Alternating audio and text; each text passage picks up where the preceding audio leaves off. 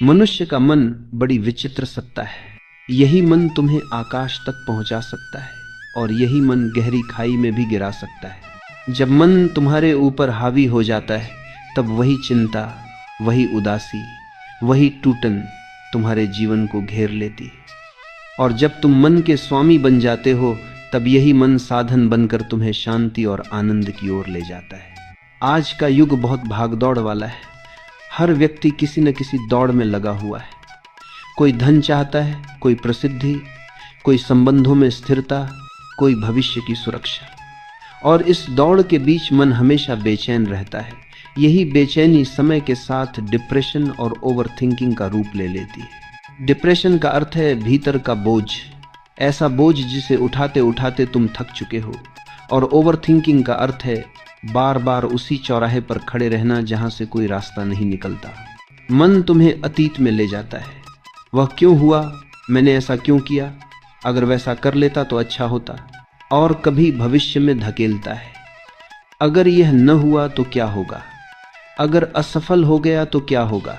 लेकिन याद रखो, जीवन न अतीत में है न भविष्य में, जीवन केवल इसी क्षण में है।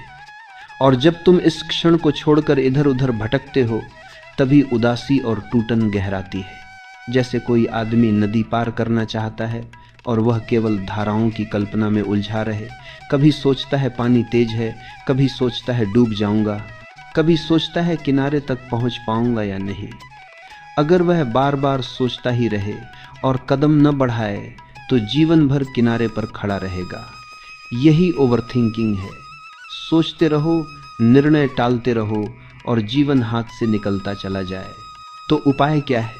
पहला उपाय है विचारों को देखना। मन में जो विचार आते हैं उन्हें पकड़ो मत, रोकने की कोशिश भी मत करो, केवल दर्शक बनो। जैसे आकाश में बादल आते जाते रहते हैं वैसे ही विचार आते जाते रहेंगे। तुम्हें केवल देखना है। जब तुम देखने लगते हो तो धीरे धीरे देखने वाला और विचार अलग हो जाते हैं। उस क्षण से विचारों की शक्ति टूटने लगती है। दूसरा उपाय है श्वास पर ध्यान। जब मन बहुत बेचैन हो, बहुत दौड़ने लगे, बहुत भारी लगे तो अपनी सांस पर लौट आओ। गहरी सांस लो, धीरे धीरे छोड़ो।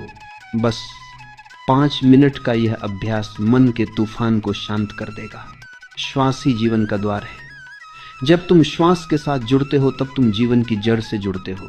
तीसरा उपाय है स्वीकार करना। मनुष्य की सबसे बड़ी भूल यही है कि वह जीवन से लड़ता रहता है। वह हर घटना पर प्रश्न उठाता है, यह